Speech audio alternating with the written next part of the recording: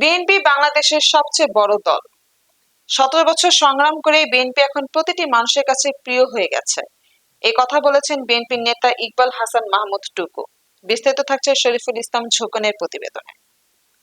বিএনপির স্থায়ী কমিটির সদস্য সাবেক মন্ত্রী বীর মুক্তিযোদ্ধা ইকবাল হাসান মাহমুদ টুকু বলেছেন, ৭৫-এর ১৫ই আগস্টের পর জিয়াউর রহমান দেশের হাল না ধরলে বাংলাদেশে গৃহযুদ্ধ শুরু হতো।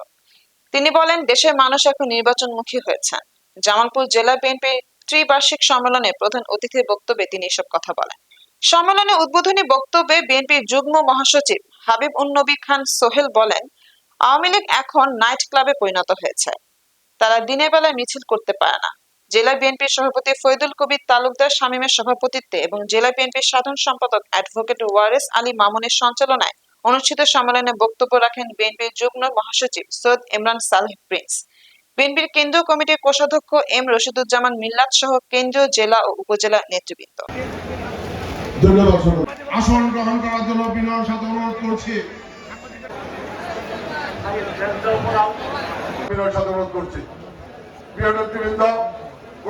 আমি মনে করি একটা কর্মী নাই যে কর্মী নির্যাতিত হয় নাই, যার বিরুদ্ধে মামলা নাই, যে জেলে যায় নাই। আওয়ামী লীগ 16 বছরে কম চেষ্টা করে নাই আমাদের দলকে ভাঙার জন্য, কিন্তু প্রত্যেকটা জেলায় প্রত্যেকটা নেতা দাঁড়িয়ে গেছে। মামুন যেমন দাঁড়িয়ে গেছে, আমার ভাতিজা যেমন দাঁড়িয়ে গেছে, সবাই দাঁড়িয়ে গেছে। তাদের সাথে তাদের সিপাহীরা, সোলজাররা দাঁড়িয়ে গেছে। বিএনপি ভাঙবে না, বিএনপি মস্কাবে কিন্তু ভাঙবে না। বিএনপি ভাঙে নাই, বিএনপি আছে।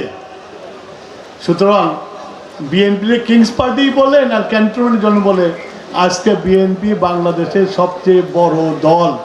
যে দলের নেতারা, কর্মীরা যুদ্ধ করতে করতে করতে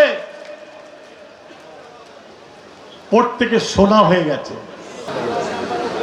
আর 5 মাস পর জাতীয় নির্বাচন, আমাদের বহুদিনের প্রত্যাশিত নির্বাচন। 15-16টি বছর দেশের জনগণ ভোট দিতে পারে নাই।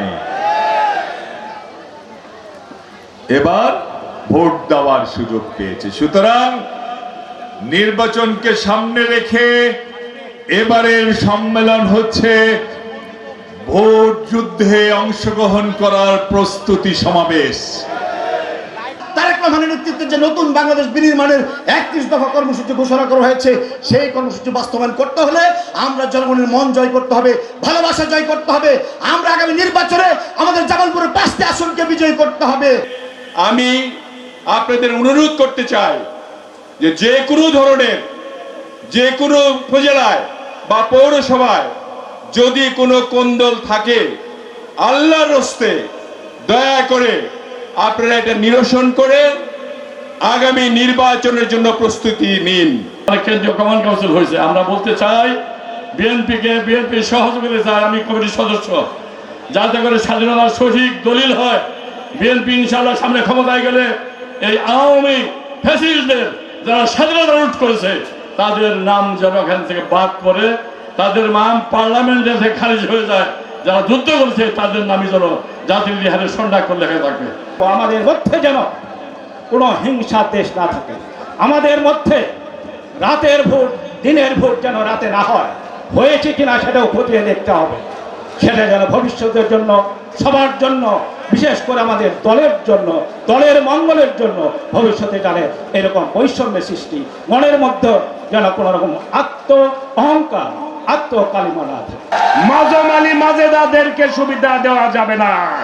তাই সাথী বন্ধুরা, আগামী দিনে সকলেই সতর্ক থাকবেন।